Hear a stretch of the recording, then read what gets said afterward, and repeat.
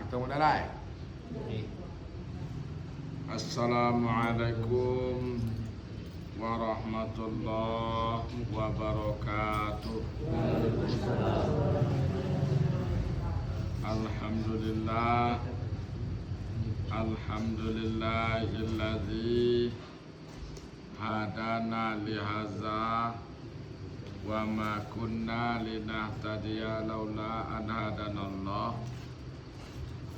Asyhadu an la ilaha illallah wahdahu la syarikalah wa asyhadu anna Muhammadan abduhu wa rasuluh.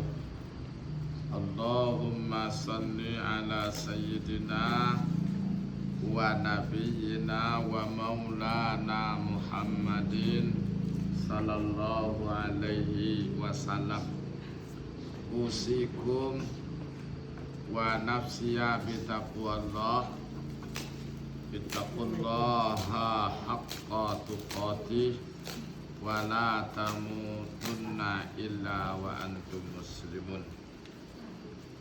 Puji basarato syukur kita bacakan kehadiran Allah Subhanahu wa taala nelah melimpahkan karunia-Nya kepada kita bersama sehingga kita bisa berkumpul malam kini di Surau Godang dalam acara wirid pengajian kita, yaitunya sekali seminggu setiap Senin malam.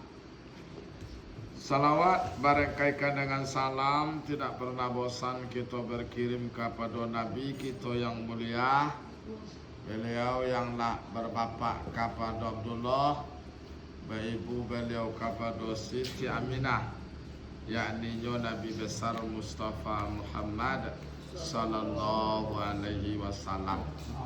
Beliau yang telah bersusah payah, peras keringat, bantiang tulang, menyampaikan agama ke tengah-tengah umat, sehingga banyak rintangan yang beliau hadapi, banyak tantangan yang beliau lewati, dan banyak musuh yang beliau hadang untuk tercapainya tujuan beliau, yaitunya sampainya agama kepada umat. Kepada kita jamaah sidang, jamaah wirid yang dirahmati Allah, masuk kajian kita kini, yaitunya mengenai kitab fikih, yaitunya tentang bab sifat solat.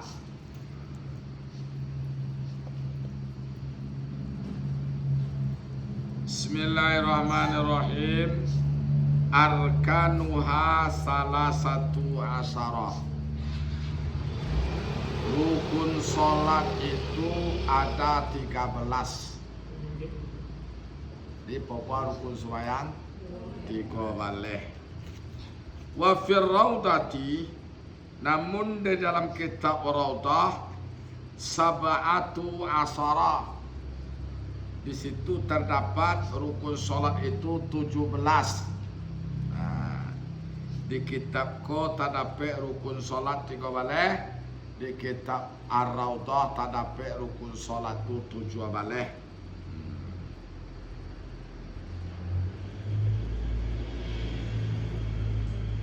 Ya, dengan cara apa tuh? Dengan cara menghitung yang 17 itu tumak nina di tempat-tempat tumak nina yang 4, yaitu di waktu ruku, i'tidal, sujud, dan duduk di antara dua sujud. Jadi ada satu pendapat mengatakan rukun solat ko 13, ada loh pendapat lain yang mengatakan 17. Kalau ada pendapat lain yang mengatakan 17, itu adalah dengan memasukkan tumak ninah pada rukun yang 4. Mana tumak ninah di rukun yang 4? Ruku', i'tidal, sujud, dan yang keempat duduk antara dua sujud. Jadi kalau ditambah jadi 4 tu, maka jadilah rukun sembahyang 7 maneh.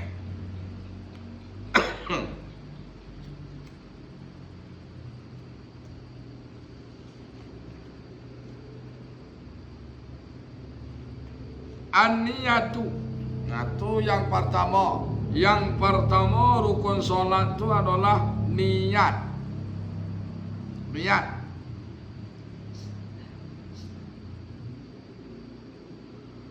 Fa in shalla fardan,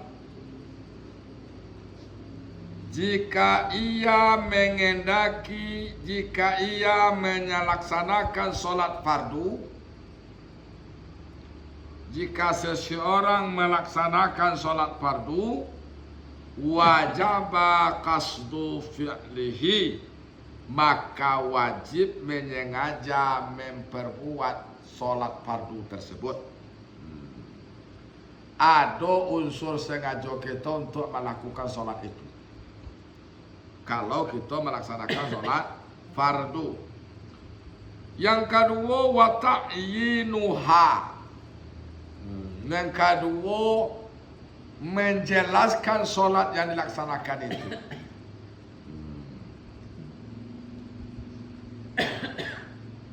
Wal asahu wujubu niyatil fardiyah, dan pendapat yang asah yaitu wajib niat fardu, wajib meniatkan fardu.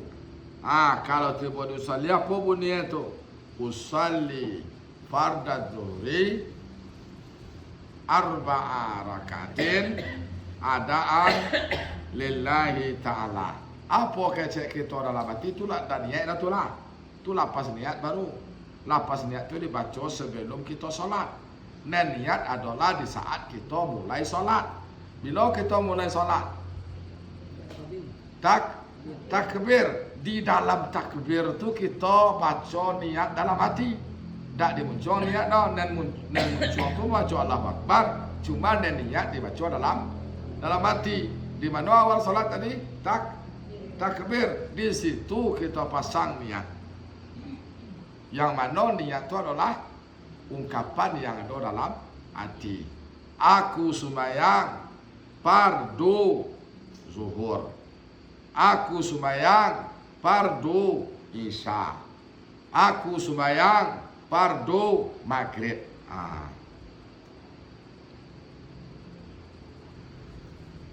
Dunal idafati ilallahi ta'ala.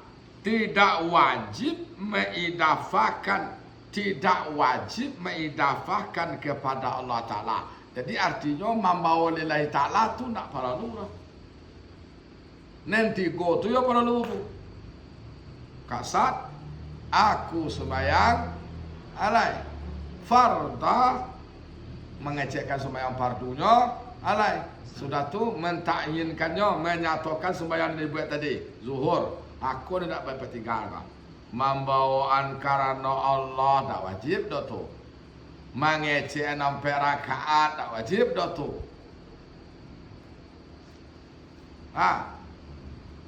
Dengan Allah. Dengan Allah. Aku tu satu. Tu satu. Tu satu ke dia tu. Nyo kasawah ndak sama jo kerja kadang dia dah. Ada yang menyangkut izinannya. Ada yang menyangkut izinannya. Ada yang menyangkut izinannya. Ya, tu kita geser lah ke dalam hati kita lagi. Jadi berarti nanti go tu tidak bisa tidak. Kasat aku sembahyang ta'arat fardu alai. Ta'yan zuhur. Ta'yan kalau tentu dah kita. Menyaton sembahyang yang dibuat tu ta'yan tu. Ta'aratnya tu mengecek sembahyang tu sembahyang fardu. Kasat itu apa? Aku sembahyang, unsur sengaja kita tadi untuk sembahyang. Jadi berarti aku sembahyang fardu zuhur, aku sembahyang fardu asar. Berbeda dengan berjamaah. Kalau berjamaah wajib kita baniakan mengikut imam. Kalau kita tak baniak mengikut imam dah, sementara kita ikut je tata cara imam solat. Sementara kita tak ada baniak untuk menjadi makmum dah. maka batal juga solat kita. Tu geser lah itu pada pihak kita berjamaah lah itu. Kau dapat sembahyang seorang dulu.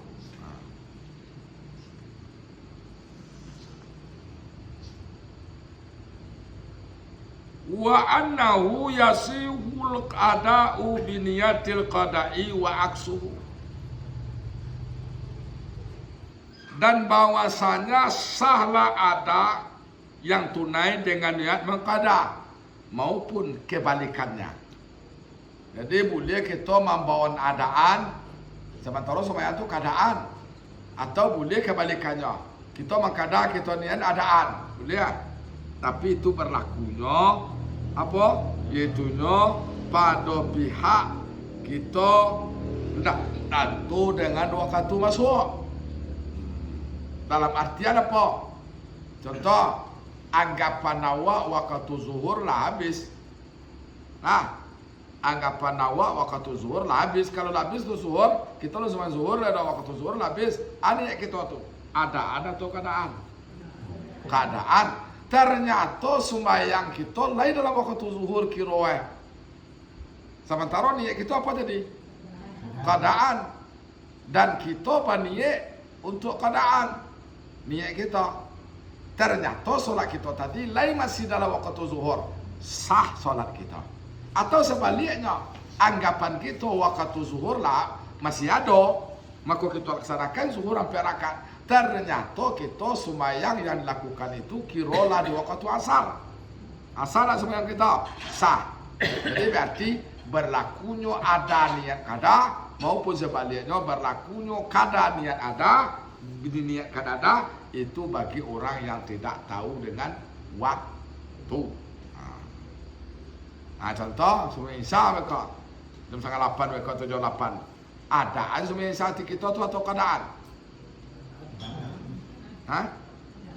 Adaan, kita niat je keadaan baru dah sah tu. Karena kita tahu waktu Isya masih ada.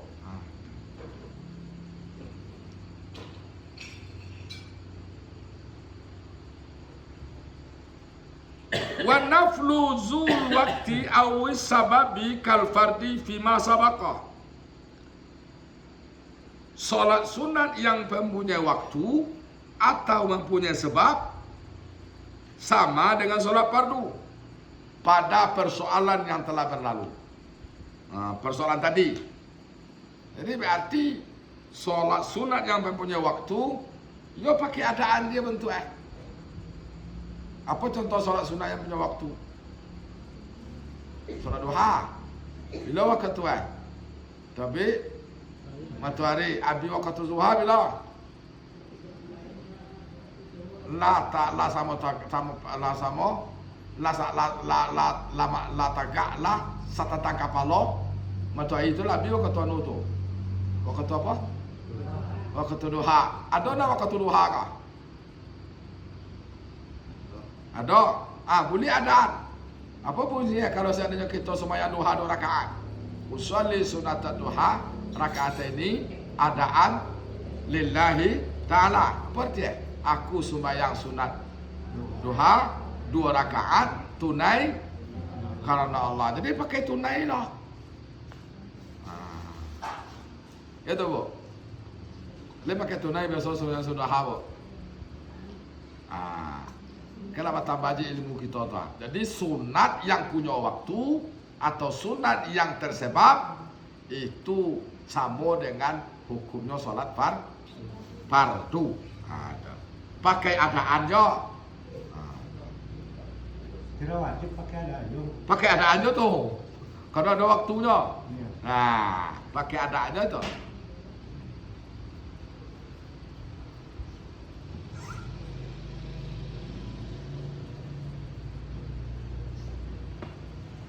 Banyak solat itu. Apa contohnya? Seperti solat Idul Fitri atau solat hari nahar, hari raya Idul Adha, atau solat duha. Aku kata apa tadi? Atau rawatib dan witir dan solat kusuf, istisqa. Istisqa itu apa tu? Solat yang punya sebab apa tu? Air kemarau. Kusuf. Solat yang punya sebab tu. Apa tu? Gerhana. Wa fi niyatin nafliyati wajhan, dan tentang niat sunatnya itu dua pendapat. Pendapat yang terkuat adalah la tustaratu niyatun nafliyah wallahu alam. Pendapat yang terkuat tidak disunatkan, tidak disyaratkan niat sunatnya wallahu alam. Jadi berarti kalau maniakan sunatnya itu tidak disyaratkan. Mau diniatkan boleh, mau tidak diniatkan boleh. Jadi berarti sembahyang rawatib pakai adaan dia tu, sembahyang duha pakai adaan dia tu. Andai kata kita baca solat sunat rawatib apa niat usalinya? Usali sunatal isya'i rakaataini qabliyatan adaan lillahi ta'ala.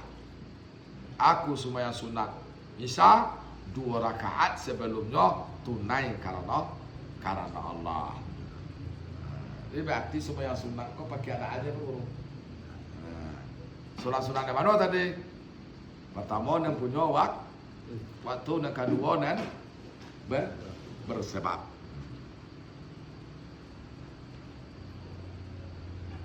Wa yakfi fi naflil mutlaqi niyatu fi'li shalah. Cukup tentang sunat yang mutlak itu niat melakukan salat. Aku melakukan salat sunat 2 rakaat lah. Kalau salat sunatnya sunat yang mutlak. Salat sunat mutlak kan itu turut kita kan. Sembahyang sunat je kita 2 rakaat terawati indak duha indak ada. Itu sunat. Aku sembahyang sunat 2 rakaat karena Allah. Aku sembahyang sunat 4 rakaat karena Allah. Itu je dah je. Tak dogai karena rawatib indak, dek duha indak, alai. Dek panyoboknya hari raya indak. Pokok awak ingin sunat je. Sunat mutlak nama tu.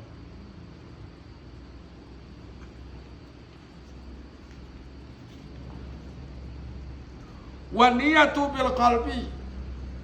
Niat itu adalah di dalam hati. Ada sebut dah kau.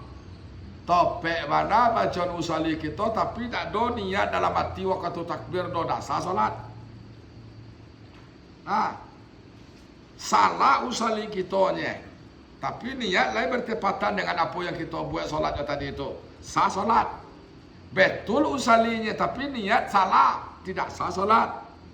Itu bedanya. Jangan kau dianggap kau usali itulah niat, tidak. Usali itu hanya talafuz, melafazkan niat yang akan dibaca dalam hati sewaktu kita berniat dalam takbir beko. Kita lapaskan dulu. Wa yundabun natqu qabila takbir. Disunatkan mengucapkan dengan yang diniatkan sebelum bertakbir sunat hukum itu. Apa tu? Membaca usali cara bahasa Arab. Membaca usali hukumnya sunat. Tak baca usali dosa je sembahyang awaknya. Sunat membaca usali.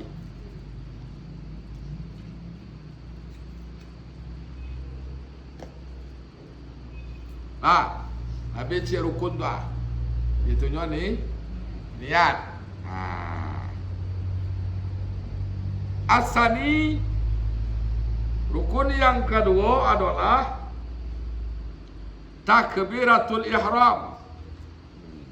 Takbiratul ihram.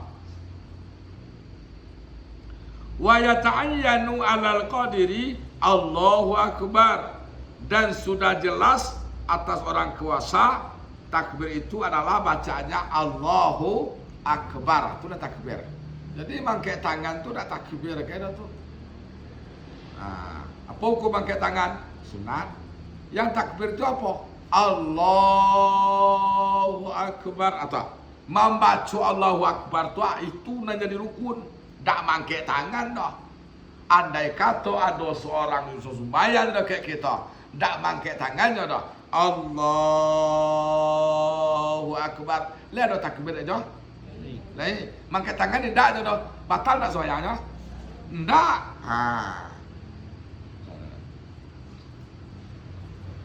Jadi yang kedua tu adalah takbir. Itu Pak. Takbir tak mangkat tangan. Daerah Arab yang banyak. Bagian di Arab banyak tu. Iya. Apa bacanya takbir? Allahu Akbar. Wala tadurru ziyadatun la tamna'ul asma kallahul akbar. Dan tidak mudarat penambahan yang tidak menghalangi nama seperti Allahul Akbar. Boleh? Kau dari siapa? Allahu Akbar. Kini di Akbar tu kita lagi alif lam.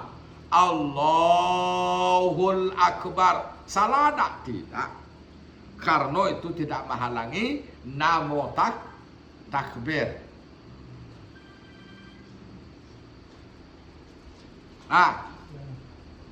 Kalau kita jadi imam, kalau kita mengikuti seorang imam, ya, tapi imam tadi itu tak dengar kita baca dak Allahu Akbar dan dibaca dah Allahul Akbar. Pakai al dia, pakai alif lam dia di akbar tadi. Di Allahu lah pakai alif lam tu, tiba di akbar pakai alif lam dia tak masalah. Wa kaza Allahul Jalilu Akbar. Begitu juga tidak mudarat penambahan yang tidak menghalangi nama takbir. Apa contohnya? Allahul Jalilu Akbar. Boleh aja. Tak salah dah.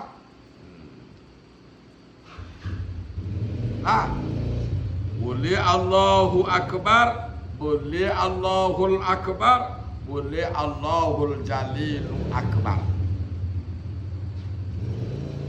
Lihat. La akbarullah, tidak boleh akbar Allah. Aku tak boleh dah tu. Tak balik di bawah tu. Balik ni tak boleh. Akbarullah. Dia tak boleh dah tu. Kok sakiranya pada tu. Wa man ajaza wa man ajaza tarajjama. Dan barang siapa yang tidak sanggup mengucapkan Allahu Akbar, boleh menterjemahkan. Boleh diterjemahkan. Takbir itu boleh diterjemahkan bagi orang yang belum sanggup untuk membaca Allahu Akbar. Nyolo pandai le dah. Bahasa logat Allahu Akbar tu lu besar, nyo anggap lo nyo baru masuk Islam. Dibaca deh, tak bisa nyo baca Allahu Akbar dah. Boleh diterjemahkan Allah Maha Besar. Boleh. Boleh diterjemahkan. Tapi bagi siapa tu? Bagi orang yang belum sanggup seperti mu'allaf. Wa wajabat ta'allumu. Namun wajib belajar in qadara, jika dia sanggup untuk belajar. Jadi wajib belajar untuk belajar untuk memproses membaca Allahu Akbar tadi. Tapi sementara waktu itu boleh diterjemahkan.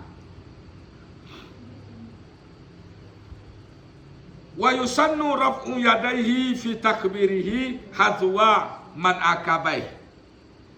Disunatkan mengangkat kedua tangannya pada takbirnya itu secara mensepadani dua bahunya. Sunat hukumnya. Sunat mangkat tangan sampai tangan tadi mensepadani dua bahu. Sunat hukumnya itu. Mangkat tangan awak sampai ke bahu, sejajar jo bahu. Sejajar jo bahu di atas. Sunat hukumnya itu.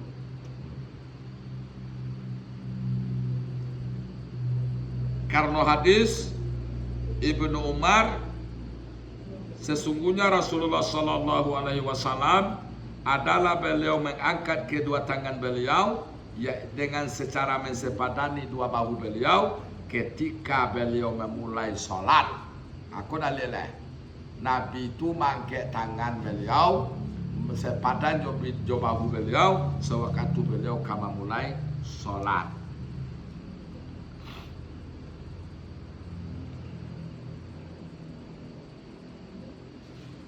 Caranya apa? Caranya apa kak? Makna mensepadani dua bahu itu apa?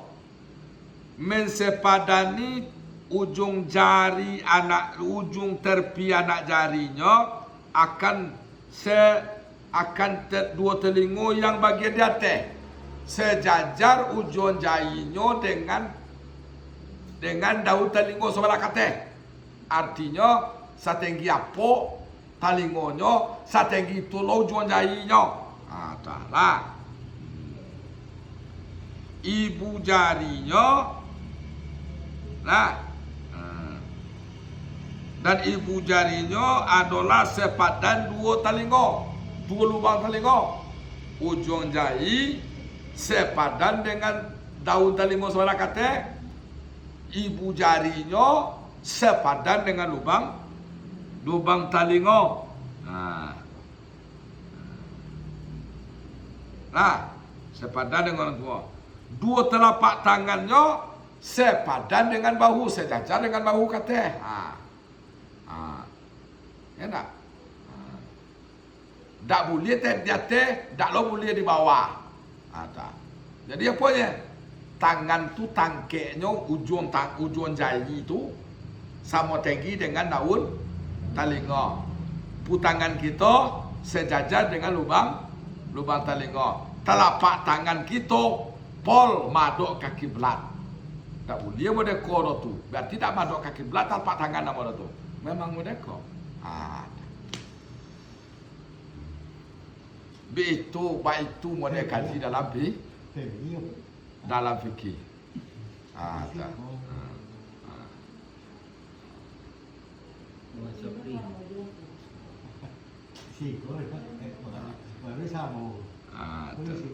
Ibu jarinya. Ibu jarinya. Yang cewek pak kumpul ya. Oh gitu.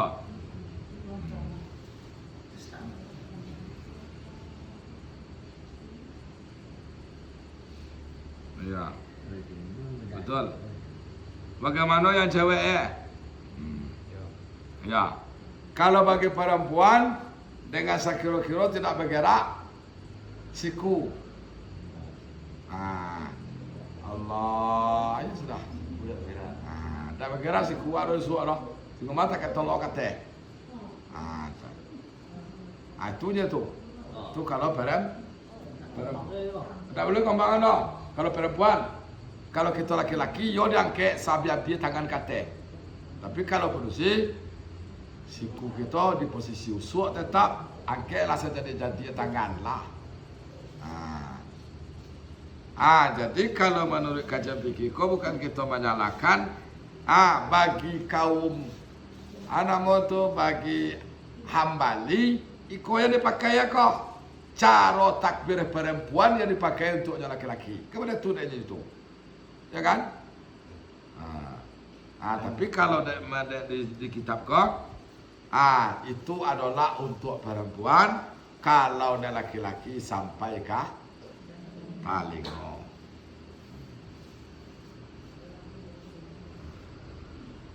Wal asahu rafuhu ma'abtidaihi. Pendapat yang asah mengangkat tangan itu bersamaan memulai takbir. Tak dulu angkat tangan itu takbir dah. Tak lo dulu takbir dah baru angkat tangan. Apa contoh dulu angkat tangan takbir? Allah, mana ada dulu Allahu Akbar jual angkat tangan dah. Angkat tangan dulu tu atau lu angkat tangan itu Allahu Akbar. Mana ada dulu tu? Dulu takbir. Ini tak boleh dah. Dalam kaji iaitunya sama gerakan tangan dari bawah jo takbir. Tangan mulai bergerak, kita mulai membaca takbir. Tapi tadi lah tidak bangkit karena sah. Dan kayak mana satu dan sunat itu. Tempat tadi dan sunatnya. Tak. Kok kini sunat oh. Anu sunat. Maaf, dol sunat itu. Hah? Maaf, dol sunat itu. Abdal ya. Tapi kalau lebih sana yang sunat, apa salah kita buat yang sunat? Cuma kok yajibu kok apa artinya kok Pak? Wajib. Yajibu karnun niyati bitakbir, wajib menyertai niat di takbir. Wajib. Berarti tidak sah sembahyang kita kalau tidak dipasang niat di takbir. Kok yo wajib kok tak? Wajib kok tak? Dalam takbir je tak ada niat kita dalam hati dah, tak sah solat. Jadi berarti yo sinkron niat tadi dengan takbir kita. Jangan sampai mereka tak ada dalam takbir awak tadi itu nih niat. Wajib hukum itu. Mangkek tangan tadi adalah sunat. Melakukan Syafi'iyah tu tak? Syafi'i. Termasuk Syafi'iyah. Kalau Hambali dah boleh lah. Hambali Dia kopi. Kalau Hambali kan tak perlu deh ni Hambali. Itu soal ini kan. adanya lah do je ni sebelum takbir lah tu. Kalau do nak mai tuan dalam mati.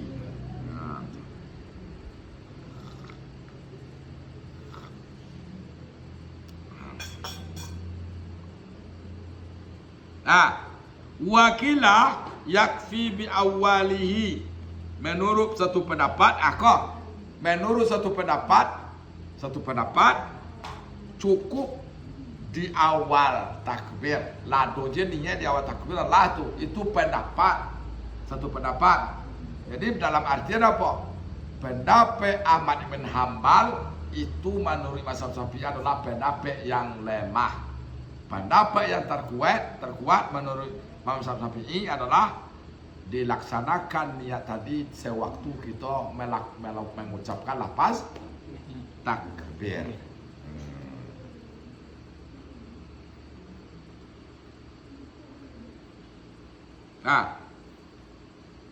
Lanjut. La dua. As-salisu al-qiyam fi fardil qadir.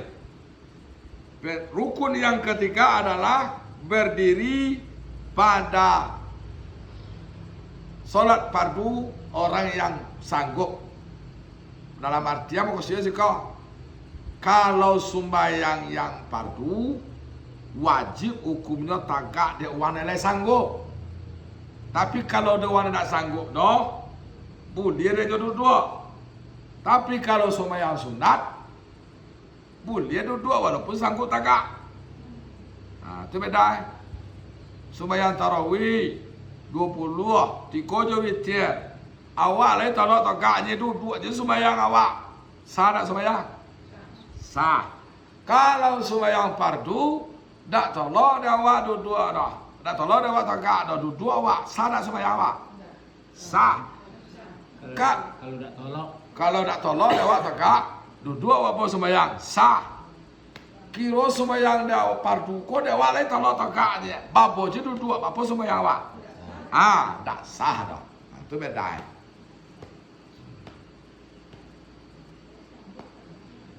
Tak sah dah tu. Orang nak le tolak tagak dia nyo dibuat je sembahyang duduk tak sah sembahyangnya dah. Nyo ne boleh sembahyang duduk tu kalau dia dah tolak tagak. Tapi kalau sembahyang sunat terserah. Mau duduk cara sembahyang tak masalah. Ada orang tagak tolong duduk tidak. Tagak tolak. Ya. Duduk enggak? Tu. Ya tagak je sembahyang. Tagak je cara sembahyang. Betul. Duduk ada tolak je tagak enggak ya duduk cara sembahyang.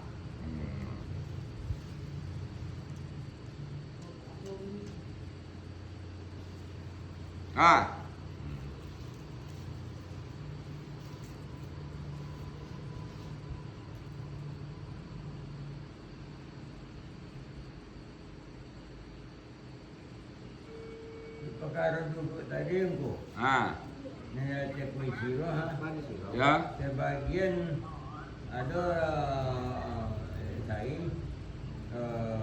ayah Haji Suman ngaji kurangnya. Wajib lah dia terbangku tu dia gila papan dia tu sampai sudut tu. Ya. Aku nampak dah Mas Haji tak ada pernah ambil tu kan. Kan ni kecil dah aku salah awak. Kadang-kadang boleh kuat Pak mah. Mengecek tadi itu kadang-kadang jadi masalah. Ya kan itu. Kan itu jadi masalah. Kalau ngaji sama ya Haji Suman dulu ngaji tu. Dia duduk adalah Ada tempat yang kena sucian. dia orang bersuci kan satu duduk je dia bersucinya. Ya. Itu ada dah. Ada tu apa dah? Apa ada iyo bawa orang fikir dah. Iyo tuh. Cuma kadang-kadang jadi masalah tu bang. Ya, Betul-betul lah pandai lo saya ngaji. Tu. Padahal menyampaikan yang benar kayaknya macam kan. Bang, baru. Sapian Kalau, Bang. Jadi itulah kajian kita dulu. InsyaAllah bisa rekod Pulang azan. kita sambung balik. Pulang.